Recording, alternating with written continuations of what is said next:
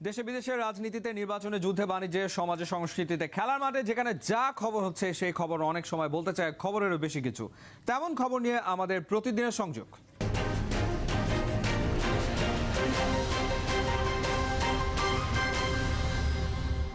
স্বাগত একাত্তর সংযোগে, আপনাদের সাথে আছি আমি ফাহিম রহমান। ফরম্যাটটা টি-20, তাই বিশ্বকাপে ব্যাটিং অর্ডারে বিভিন্ন ধরনের পরিবর্তন আসবে।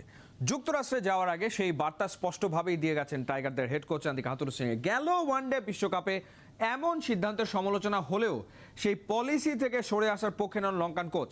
ক্যাপ্টেন শান্ত আভাস দিয়েছেন হাতুরুর সিদ্ধান্তের সাথে দ্বিমত নেই তার, কিন্তু যে কৌশলে গেল বিশ্বকাপে এসেছিল চূড়ান্ত ব্যর্থতা, সেই একই পথে কেন হাঁটবে টিম ম্যানেজমেন্ট? রিপোর্ট দেখে নেব খালিদ জামিলের। আমরা যেভাবে আসছিলাম ওই জায়গায় যদি একই রকম থাকতো হয়তো ডিফারেন্ট কোনো কিছু হলেও হতে পারত। একই রকম থাকলে সাকসেসের পরিমাণটা অনেক সময় বেশি থাকে। নাজমুল শান্তর এমন মন্তব্যের বছর পার হয়নি, গেল ওয়ানডে বিশ্বকাপে ব্যাটিং লাইনে কার রোল কি হবে সেটা নিয়ে ছিল ধোঁয়াশা। আজ মিরাজ ওপেনার তো কাল অন্য কেউ। ওপেনিংয়ে পরিবর্তন আনায় শান্ত, তাওহিদ হৃদয়, মুশফিকুর রহিম সহ অনেকের পজিশন ওলট পালট। তাতে লাভের লাভ কি হলো? 9 ম্যাচে মাত্র 2 জয়, 8 থেকে আসর শেষ করে টাইগাররা। ভারতের ব্যাটিং প্যারাডাইসে বাংলাদেশ সবচেয়ে বেশি ভুগেছে ওই ব্যাটিং নিয়েই। ধারাবাহিক ছিলেন না কেউই, সবচেয়ে সফল ছিলেন মাহমুদুল্লাহ রিয়াদ। অভিজ্ঞ ব্যাটার 54.66 গড়, 91.62 স্ট্রাইক রেটে করেন দলীয় সর্বোচ্চ 328 রান। লিটন দাসের ব্যাট থেকে আসে দ্বিতীয় সর্বোচ্চ 284। সেই সময়ে ভারপ্রাপ্ত অধিনায়ক স্বীকার করেছিলেন ব্যাটিং অর্ডারে বিশ্বকাপ চলাকালে অন্তত এতটা পরীক্ষা নিরীক্ষা না করাই ভালো, অর্থাৎ কাজটা ভুল হয়েছিল। কিন্তু ভুল থেকে শিক্ষা বাংলাদেশ কতটা নিতে পারলো? Yeah, T20 cricket, yes, batting order will be changing. That's normal in normal cricket. It's about where you bat and how best you bat. আরেকটা বিশ্বকাপে যাওয়ার আগে টাইগার হেড কোচ মনে করিয়ে দিলেন এবারের মিশনেও ফিক্সড কোনো ব্যাটিং অর্ডার থাকছে না টাইগারদের। তবে ক্যাপ্টেন শান্তর কথায় ভিন্ন সুর। বলছেন প্রত্যেকের দায়িত্ব নির্দিষ্ট করা আছে, মাঠে লড়াইয়ে কেবল করতে হবে যার যার কাজটা। যার যার দায়িত্ব আছে ওই দায়িত্বটা পালন করাটা খুব জরুরি। আমার মনে হয় এটা নিয়ে সবাই ইন্ডিভিজুয়াল প্ল্যান করে এবং চিন্তাও করে যে কিভাবে আমি টিমকে দিতে পারবো। তো আমি এটা আশা করি যে এবার হয়তো সবাই ওটা ডেলিভার করবেন। গেল ওয়ার্ল্ড কাপের মতো এবারও বাংলাদেশ দলের বড় সংকট ব্যাটারদের অফ ফর্ম। তার উপর কাকে কোথায় কখন খেলানো হবে তা নির্দিষ্ট করা হয়নি। প্রতিপক্ষ আর কন্ডিশন বিবেচনায় প্রতি ম্যাচের আগে ঠিক করা হবে কার ভূমিকা কি হবে। কিন্তু রান খরায় ভোগা একটা ব্যাটিং লাইন নিয়ে এই পথে হাঁটা সহজ হবে কি? খালিদ জামিল, একাত্তর। বাংলাদেশের ওয়ার্ল্ড কাপ মিশন নিয়ে আমরা কথা বলতে চাই এবং আমাদের সাথে যুক্ত হয়েছেন বাংলাদেশ জাতীয় দলের সাবেক অধিনায়ক মোহাম্মদ আশরাফুল এবং আমাদের সাথে যুক্ত হয়েছেন বাংলাদেশ জাতীয় ক্রিকেট দলের আরও একজন সাবেক অধিনায়ক এবং বীর মুক্তিযোদ্ধা রকিবুল হাসান। তাদের দুজনকে স্বাগত জানাচ্ছি একাত্তর সংযোগে। এবং আমরা আলোচনা শুরু করতে চাই। রকিবুল হাসান, নিশ্চয়ই আপনি আমাকে শুনতে পাচ্ছেন, আশা তো করছি। যোগাযোগ স্থাপন বোধহয় আমরা করতে সক্ষম হয়েছি। আচ্ছা, রকিবুল হাসান সম্ভবত এখন আমাকে শুনতে পাচ্ছেন না। মোহাম্মদ আশরাফুল, আপনাকে দিয়ে যদি আলোচনাটা আসলে শুরু করি আমি। ওয়ানডে ওয়ার্ল্ড কাপে কী হয়েছে সেটা নিশ্চয়ই আপনার খুব স্পষ্টভাবে মনে আছে, কারণ আপনি একেবারে দলের সাথে সবসময় ছিলেন ভারতে। তো সেখানে আমরা দেখেছি যে কখনো মেহেদী হাসান মিরাজ ওপেনিংয়ে, কখনো মেহেদী হাসান মিরাজ 3-এ খেলেছে, মাহমুদুল্লাহ রিয়াদ 8-এ খেলেছে, 7-এ খেলেছে, 6-এ খেলেছে। তাওহিদ হৃদয়ের ব্যাটিং অর্ডারটা নিচের দিকে নেমে গেছে। অর্থাৎ বাংলাদেশ টিমের আসলে ফিক্স কোনো ব্যাটিং অর্ডার ছিলই না ওয়ানডে ওয়ার্ল্ড কাপে, এবং সেটা দলকে ডুবিয়েছে। এটা তো বাস্তবতা। টি-20 ওয়ার্ল্ড কাপে আপনার কি মনে হয় যে এরকম সাফল চলমান থাকবে? ম্যাচ মাত্র 4টা, তো সেক্ষেত্রে আপনি আসলে কি মনে করছেন? হাতুরু সিংকে যতটুকু চেনেন তাতে করে তিনি কি গ্যাম্বল করবেন, সাফল করবেন কিনা ব্যাটিং অর্ডার? ধন্যবাদ। আমার কাছে যেটা মনে হয় যে ডেফিনেটলি আমরা যেটা জিম্বাবুয়ে সিরিজে দেখেছি যে তিনজন ওপেনার তো ওপেনিং করতে, আমার ধারণা যে ওয়ার্ল্ড কাপে আমরা হয়তোবা সেই জায়গায় চেঞ্জ দেখব। আমার কাছে মনে হয় যে শান্ত ওপেনিং এ আসবেন তানজিম তামিমের সাথে, নাম্বার 3-তে সাকিব আল হাসান, যেহেতু সে বিপিএলটা চমৎকার খেলেছেন, নাম্বার 4-এ তৌহিদ হৃদয়, 5-এ মাহমুদুল্লাহ, 6-এ জাকির আলী অনিক, 7-এ আমরা হয়তোবা শেখ মেহেদী বা রিশাদ হাসানকে খেলাতে পারি, 7 এবং 8, 9-এ হয়তোবা তানজিম সাকিবকে দেখবো, 10-11-তে মোস্তাফিজ এবং শরীফুল। এই 11 নিয়ে হয়তোবা আমার ধারণা যে শ্রীলঙ্কার সাথে ওনাদের প্ল্যানিং হবে। তো সেই প্ল্যানটা যদি হয় আমি আশা করব ওনারা যেন এই স্ট্রিক থাকে আমেরিকার সাথে যখন 3টা ম্যাচ খেলবে, এই ধরনের আর কি আমার ধারণা এটা। কারণ আপনি যখন ম্যাচ জিততে হবে আপনাকে কিন্তু জেনুইন বলার লাগবে যারা আপনাকে ম্যাচ জেতাবে। তো সেই জায়গায় 3টা ফাস্ট বোলার সাকিব, শেখ মেহেদী এবং রিশাদ 6টা বোলার নিয়ে আমি যদি দায়িত্ব থাকতাম আমি এই বোলিং অ্যাটাক নিয়ে খেলতাম এবং এই ব্যাটিং অর্ডার নিয়ে খেলতাম। তো মোহাম্মদ আশরাফুল, আপনি বলছেন যে ওপেনিং এ পরিবর্তন আসবে আপনি এক্সপেক্ট করছেন এবং নাজমুল শান্ত ওপেনিং এ খেলবে, কিন্তু আমরা একটা লম্বা সময় ধরে যেটা শুনে আসছি সেটা হচ্ছে হাথরস সিং এর পরিকল্পনা অনুসারে বাংলাদেশ বিশ্বকাপে খেলতে নামবে, ওপেনিং এ থাকবেন সৌম্য সরকার এবং লিটন কুমার দাস, এবং সেটা আসলে তিনি তিনি তিনি বিভিন্ন ফোরামে তিনি এই বিষয়টা বলেছেন যে এটা আসলে তার প্ল্যান, এবং সে কারণে লিটন কুমার দাসও স্কোয়াডেই রয়েছে। তার স্কোয়াডে থাকা নিয়ে অনেক আলোচনা হয়েছে এবং কিছু সমালোচনাও আসলে হয়েছে। লিটন দাস যেভাবে পারফর্ম করছেন গত 12টা ইনিংসে সব ফরম্যাট মিলিয়ে, তাতে করে তার আসলে দলে টিকে থাকাটা মুশকিল, তারপরেও তিনি রয়েছেন। তো সেটা নিয়েও কথা হয়েছে, জিম্বাবুয়ের এগেন্স্টে পারফর্ম করেননি। তো সেই ক্ষেত্রে লিটন এবং সৌম্য এই ওপেনিং পেয়ার আসলে আপনি আসলে দেখছেন না বিশ্বকাপের প্রথম ম্যাচে শ্রীলঙ্কার বিপক্ষে? না, আপনি যদি আমি যে 11টা বলছি আমার কাছে মনে হয় এর থেকে বেটার আর কি 11 হবে না। কারণ হ্যাঁ, সৌম্য এবং লিটন টিমে আছেন, কিন্তু যেহেতু সাকিব নাম্বার 3 তে যদি খেলতে চায় তাহলে কিন্তু আপনার শান্তর ব্যাটিং অর্ডারটা ওপেনিং ছাড়া পিছনে আমার মনে হয় না যে তার জন্য স্যুট হবে। সে টি-20 ওয়ার্ল্ড কাপ বলেন বা রিসেন্টলি যে খেলছেন নাম্বার 3 এবং ওপেনিং পজিশনটাতে খেলছেন। তো আমার কাছে কেন জানি মনে হচ্ছে যে আমরা 6টা বোলার নিয়ে খেলবো, যেহেতু রিশাদ ভালো ব্যাটিং করতে পারে, শেখ মেহেদীও ভালো ব্যাটিং করতে পারে।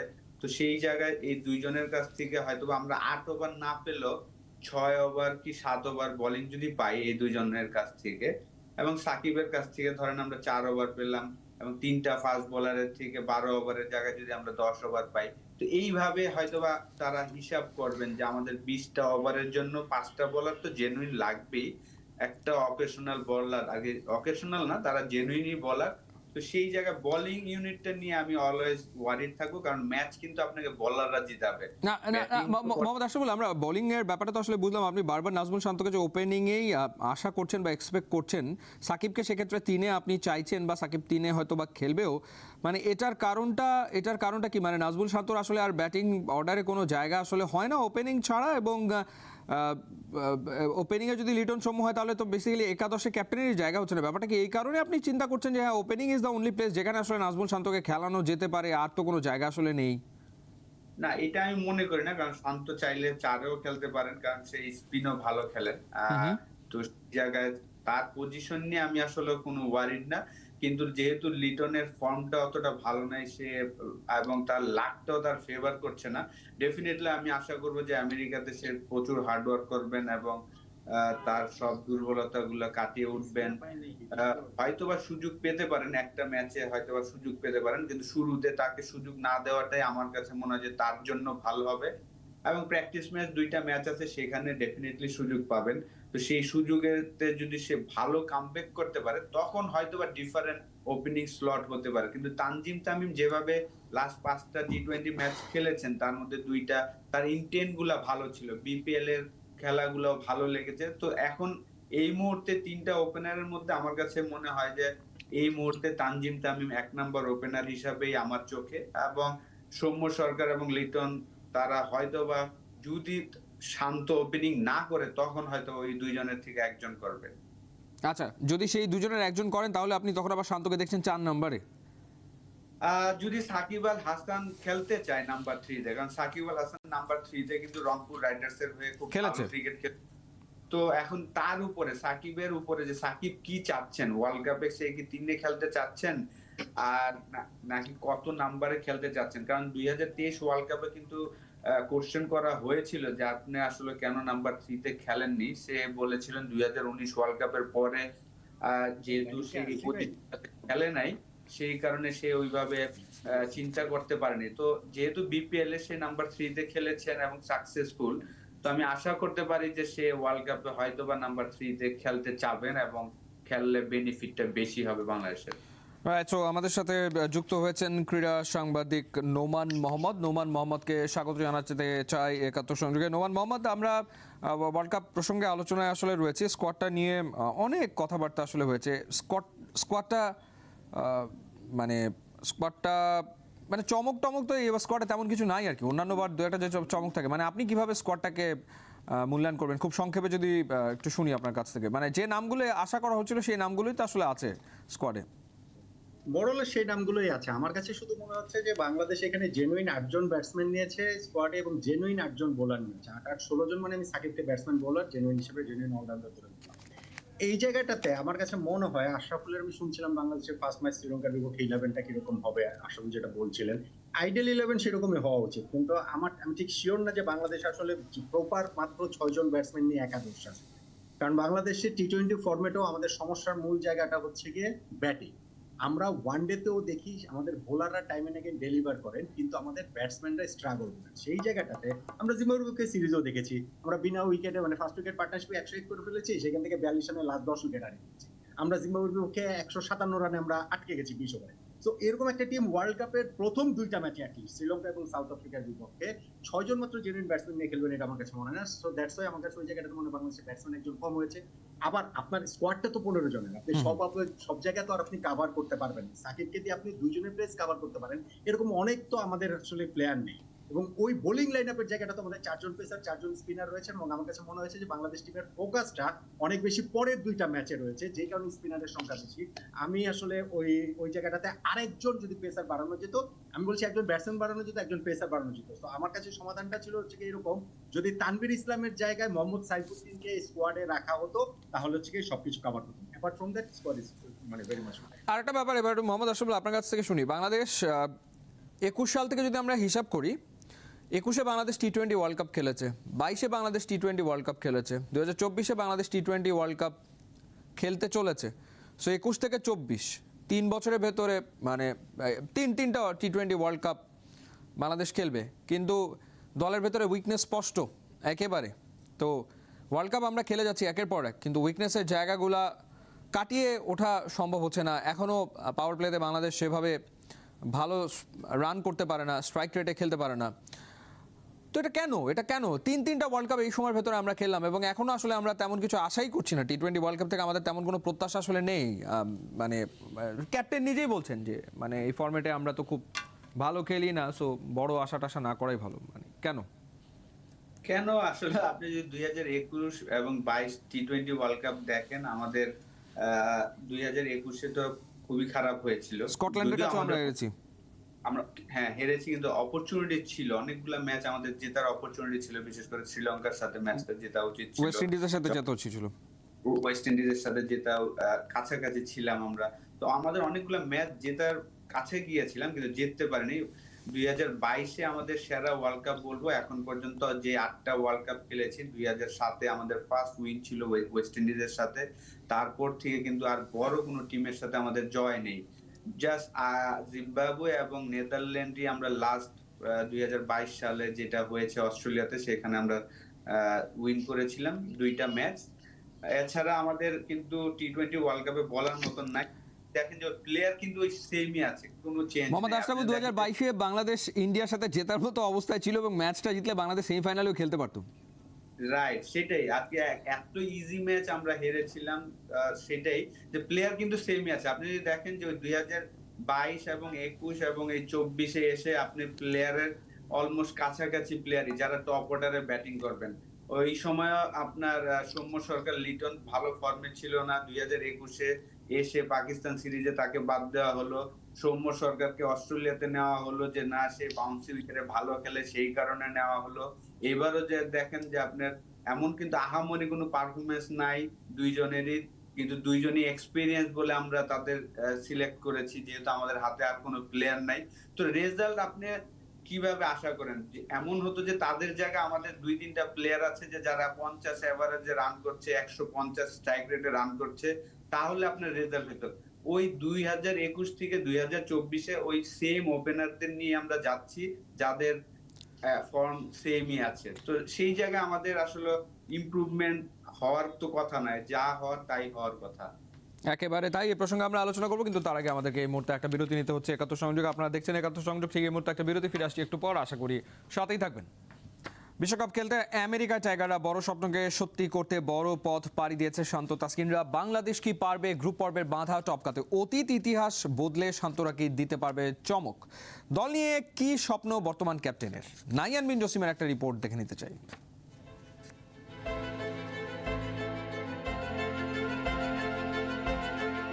ওরা 15 জন, ওদের বুকেই 18 কোটি বাঙালির স্বপ্ন লুকিয়ে।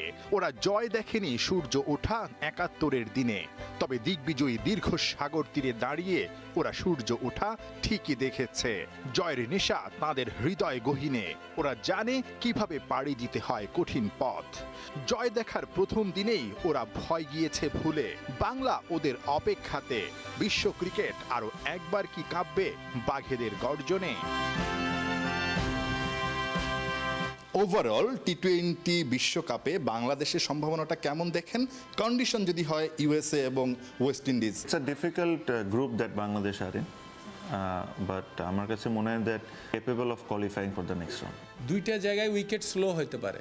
ওয়েস্ট ইন্ডিজে উইকেট কিন্তু আপনি যে রিসেন্টলি আমরা যে তামিম ক্যাপ্টেন হিসেবে গেল যখন ওয়েস্ট ইন্ডিজে, আপনি তো টি-20 খেলা দেখেছেন, ওয়ানডে উইকেট কিন্তু টার্ন করছে, স্লো করছে, মনে হচ্ছে যে ওরা বাংলাদেশে এসে খেলছিল। তো ওরকম অ্যাডভান্টেজ পেলে কিন্তু এনিথিং ক্যান হ্যাপেন। আপনি হারবেন, বাট আমি বলতে চাচ্ছি আপনি এগ্রেসিভ ক্রিকেট খেলে হারেন। আপনি পজিটিভ থাকেন, আপনি ওই রকম ক্রিকেট খেললে আমার মনে হয় যে it's gonna be much easier for you to beat any side. But আপনি যদি ডিফেন্সিভ মনোভাব নিয়ে ক্রিকেট খেলেন তাহলে আপনি টি-20তে আপনি কোনো সময় সাকসেসফুল হতে পারবেন না। তো নতুনরাই কিন্তু একটা কিছু করার সুযোগ আছে। নিউজিল্যান্ডে তারা একেবারে একটা নতুন টিম কিন্তু দারুণ খেলেছে। তো আমি আশাবাদী। আমি বলছি না যে ভাই চ্যাম্পিয়ন হবে বা সেমিফাইনাল খেলুক, আমি বলছি এটা ভালো ক্রিকেট খেলুক। আর রেজাল্ট আউটকাম সেটা তো ভালো খেললে তারপরে আসবে, আউটকামটা নিয়ে পরে ভাবা যাবে। চ্যালেঞ্জটা আমার কাছে মনে হয় যে কিছু কিছু ভেন্যুতে খেলা হবে যেটার ব্যাপারে কোনো মানুষের জানা নাই অথবা অত স্ট্যাটসও নাই, আর কোন ধরনের উইকেট হবে না হবে এটা একটা জিনিস হতে পারে। আমার কাছে মনে হয় বাংলাদেশ যদি নিজেরটা নিয়ে চিন্তা করে, নিজের স্ট্রেংথ অ্যান্ড উইকনেসেস নিয়ে চিন্তা করে, আপনি যদি জিজ্ঞেস করেন are we capable, yes we are capable of making it to the second round. Bowling সাইডটা আমাদের ইয়াং খুব বেশি না হলেও তাসকিন বেশ এক্সপিরিয়েন্স হয়েছে, মুস্তাফিজের এক্সপিরিয়েন্স হয়েছে, হ্যাঁ শরীফুল খুব ভালো বোলিং করছে, হ্যাঁ তাহিদ হৃদয় খুব ভালো করছে। এরকম ইয়াং টিম তো আছে, ভালো আছে। এখন ওদেরকে ওই মেন্টালিটিগুলো তৈরি করতে হবে, মানে ওয়ার্ল্ড ক্লাস স্ট্যান্ডার্ডের মেন্টালিটিগুলো তৈরি করতে হবে। সূর্য নিয়ে উঠছে সবুজ, লাল সবুজের এই পতাকা যাচ্ছে নতুন দিনে। এবারে নতুন ইতিহাস লিখতে হবে। নতুনদের মনে যে বিজয়ের স্বপ্ন উঁকি দিচ্ছে, যা অনেকেই দেখেনি আগে। বিশ্বকাপ ঘিরে রিশাদ হোসেনের পরিকল্পনাটা কি বা স্বপ্নটা আসলে কি? স্বপ্ন তো অবশ্যই আছে, স্বপ্ন আছে দেশকে অবশ্যই ফাইনাল খেলে দেশে আসবো ইনশাল্লাহ। আমার ইচ্ছা আছে যে আমি ওয়ার্ল্ড কাপের ফাইনাল ম্যাচে উইনিং শটটা আমি করবো ইনশাল্লাহ। টি-20 বিশ্বকাপে আসলে আমরা আলটিমেটলি নতুনত্ব কোনো কিছু বা অতীত যে ইতিহাসটা সেটা বদলানোর দিকে যাচ্ছি কিনা, যে জিনিসটা চিন্তা আছে যে প্রত্যেকটা ম্যাচ জিততে চাই, এটা আপনারাও অ্যাজ এ দর্শক হিসেবে জিততে চান, অ্যাজ এ প্লেয়ার হিসেবে আমরাও জিততে চাই। আমি এতটুকু বলতে পারি যে আমার প্রত্যেকটা প্লেয়ার 120% দিবে ম্যাচ জেতার জন্য। ওই প্ল্যান নিয়ে আমরা যখন যেই টিমের এগেনস্টে খেলবো ওই প্ল্যান নিয়ে খেলবো। বঙ্গোপসাগরের ঢেউ আছড়ে পড়বে আটলান্টিক মহাসাগরে। ওখানেই বেঙ্গল টাইগাররা লঙ্কা আর আফ্রিকান সিংহবধের মিশনে নামবে। শুরুতেই যে টাইগারদের গর্জন ছাড়তে হবে নতুন কিছু করতে হলে। নাহিয়ান বিন জসিম, ৭১। ক্রিকেটাররা যখন আসার কথা শুনতে খুব ভালো লাগে, যখন তারা স্বপ্ন দেখান সেই স্বপ্ন আসলে দেখতেও খুব ভালো লাগে। মানে বাংলাদেশের যারা ক্রিকেট ফ্যান রয়েছে নিশ্চিতভাবে, কিন্তু বাস্তবতা একেবারেই ভিন্ন, এবং সেই ভিন্ন বাস্তবতায় আমরা আলোচনাটা আসলে করছি। আশরাফুল আমাদের সাথে রয়েছেন, বাংলাদেশের সাবেক অধিনায়ক মোহাম্মদ আশরাফুল। যে ব্যাপারটা জানতে চাই সেটা হচ্ছে যে টি-20তে বাংলাদেশ আসলে ঠিক কী ধরনের ক্রিকেটটা খেলে অ্যাকচুয়ালি। মানে মুখে মুখে বলা হচ্ছে অ্যাগ্রেসিভ ক্রিকেট খেলুক বাংলাদেশ, মানে অ্যাগ্রেসিভ নাকি ডিফেন্সিভ নাকি মডারেট? বাংলাদেশের টি-20 খেলার প্যাটার্নটা আসলে কোনটা, এবং ওয়ার্ল্ড কাপে আসলে আপনি কি দেখতে চান? দেখেন 2023 সালটা কিন্তু বাংলাদেশের খুব ভালো গিয়েছিল। 14টা বা 12টা ম্যাচে 10টার মতন উইন করেছিল বাংলাদেশ টি-20তে। রাইট। কিন্তু সেই সময়টা যদি আমরা খেয়াল করে থাকি যে ওই 10-12টা উইনের মধ্যে আমাদের কিন্তু রান কিন্তু ওই 160-এর মধ্যেই ছিল। ইংল্যান্ডের মতন টিমকে আমরা 3-0-তে হারিয়েছি, আফগানিস্তান আফগানিস্তানকে 2-0 হারিয়েছিলাম, সেই ম্যাচগুলা কিন্তু সবই 160-এর মধ্যে ছিল। ওই ম্যাচগুলা যদি 200-র মধ্যে যে উইন করতাম, চেস করতাম বা আমরা 200 করেছি, তাদের ডিফেন্স করেছি, তার মানে ভালো উইকেট হতো, তাহলে আমরা কিন্তু বলতে পারতাম যে না, এই ওয়ার্ল্ড কাপে আমরা ভালো কিছু করতে চাই। ডেফিনেটলি আমি এই ওয়ার্ল্ড কাপে আশা করি সেকেন্ড রাউন্ডে আমরা যাব, কারণ শ্রীলঙ্কার সাথে রিসেন্টলি 2013 ঠিকই আমি বলবো যে যখনই আমরা তাদের সাথে খেলছি আমরা একটু ভালো ক্রিকেট খেলছি। হারলেও খুব ক্লোজ ম্যাচ। আপনি রিসেন্টলি দেখেন যে আমরা যে 3টা টি20 ম্যাচ খেলেছি, সেখানে কিন্তু চমৎকার ক্রিকেট খেলেছি আমরা 2টা ম্যাচে। সিরিজ হয়তো বা হেরেছি, কিন্তু ভালো খেলেছি। তো আমি আশা করি আমাদের স্ট্যান্ডার্ডটা বাড়ে না, কারণ আমাদের উইকেটের স্ট্যান্ডার্ডটা হয়তো বা আরেকটু বেটার হলে হয়তো বা আমার মনে হয় যে আমাদের টি20 স্ট্যান্ডার্ডটা বাড়তো। আমাদের স্ট্যান্ডার্ডটা উইকেটের কারণে একই জায়গায় পড়ে আছি আমরা। আর আইসিসি ইভেন্টে আপনাকে জিততে হলে ডেফিনেটলি আপনাকে একটু তো হাই স্ট্রাইক রেটে খেলতে হবে। আমাদের যে প্লেয়াররা আছেন, আমাদের প্লেয়ারদের উইকেটের কারণে স্ট্রাইক রেটটা বাড়াতে পারে না। রাইট, একেবারে তাই। নোমান মোহাম্মদ, আপনি ওভারঅল আলোচনা শুনছিলেন। এবার যে প্রসঙ্গে কথা বলতে চাই সেটা হলো যে লিটন কুমার দাস কিংবা নাজমুল শান্তর ফর্ম, সেটা শঙ্কা জাগানিয়া, মানে অফ ফর্মে রয়েছেন তারা।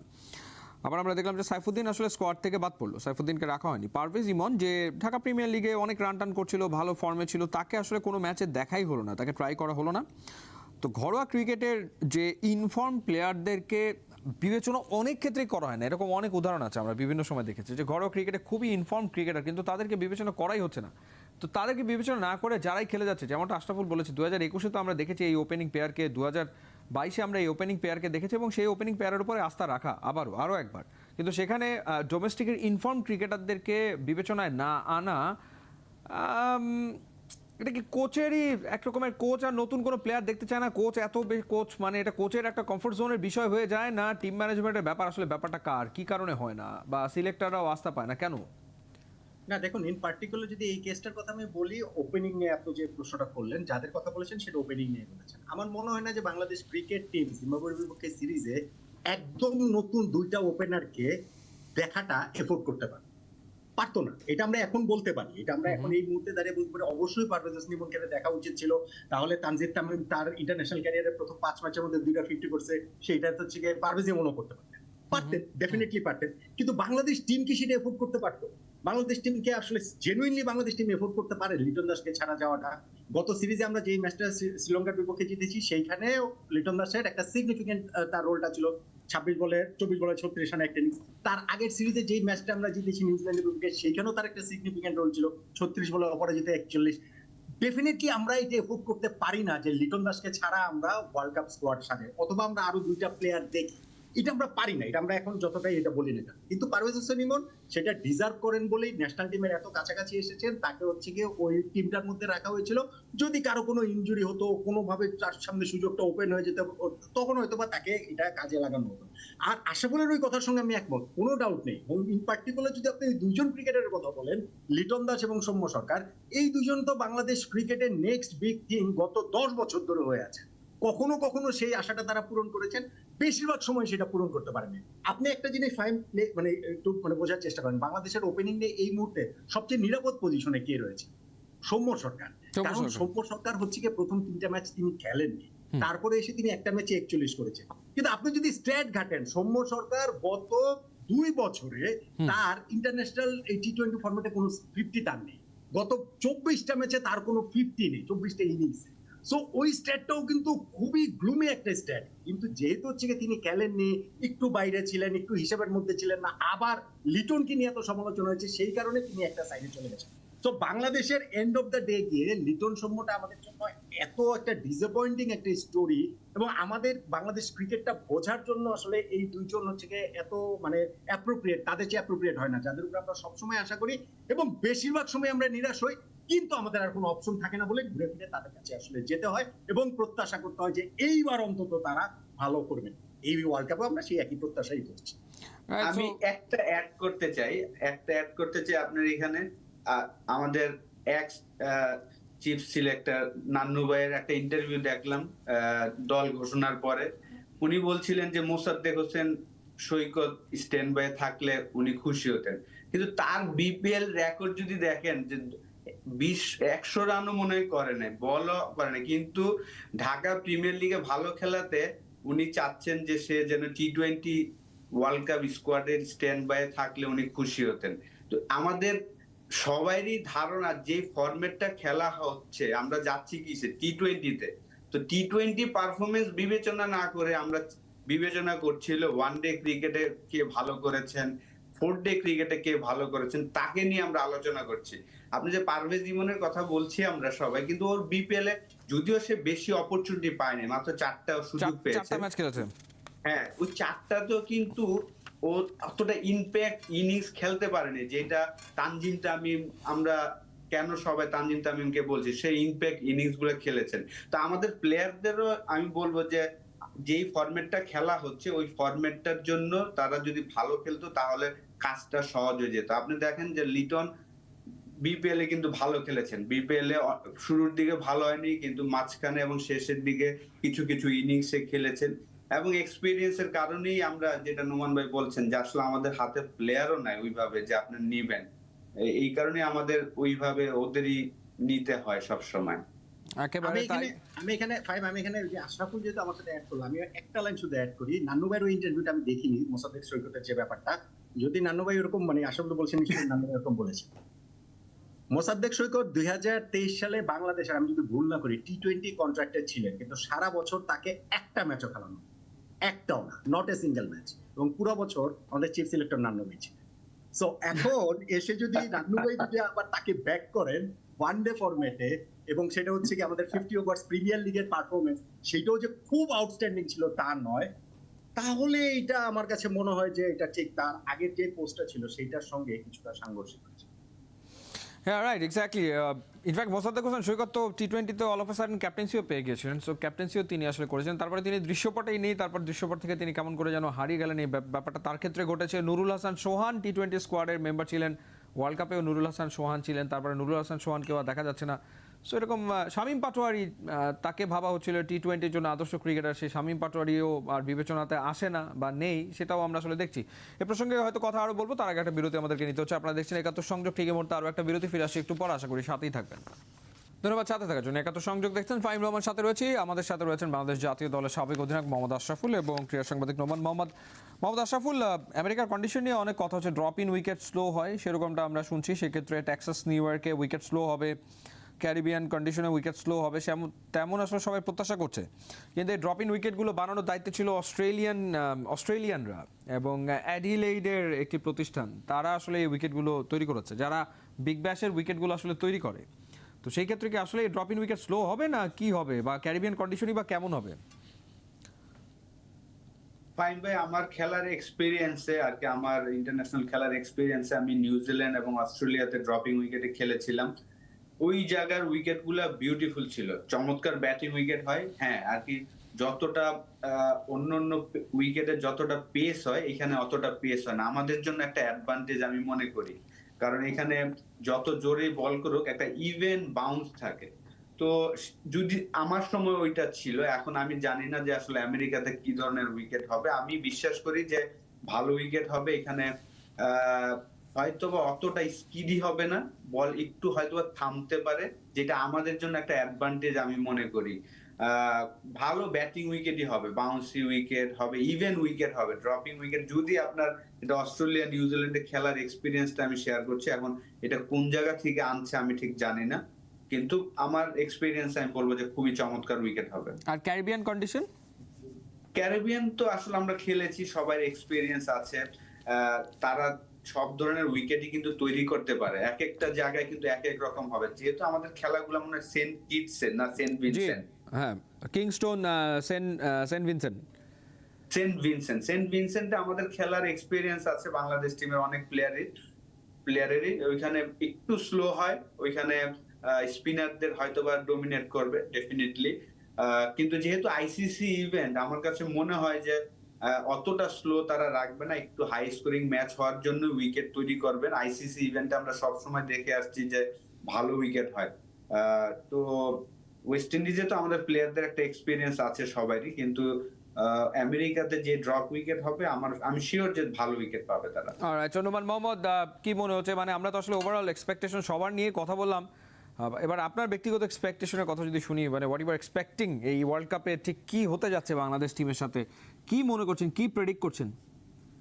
আমার এক্সপেকটেশন হচ্ছে যে বাংলাদেশ প্রথম ম্যাচটা জিতবে। শ্রীলঙ্কার প্রথম ম্যাচ জয় বাংলাদেশের জন্য সবসময় গুরুত্বপূর্ণ, যে কোনো সিরিজও গুরুত্বপূর্ণ, কিন্তু প্রথম ম্যাচটা এইখানে যেটা বেশি গুরুত্বপূর্ণ কেন, কারণ ফার্স্ট দুইটা ম্যাচ আমরা খেলবো শ্রীলঙ্কা, সাউথ আফ্রিকা। এই দুইটা দলের মধ্যে আমাদের তুলনামূলক সহজ হওয়ার কথা শ্রীলঙ্কা, তাদের বিপক্ষে আমরা ফার্স্ট ম্যাচটা খেলবো। যদি আমরা ফার্স্ট ম্যাচটা জিতে যাই, সেক্ষেত্রে আমাদের সেকেন্ড রাউন্ডে যাওয়ার চান্সটা, মানে পরের রাউন্ডে যাওয়ার চান্সটা অনেক বেশি।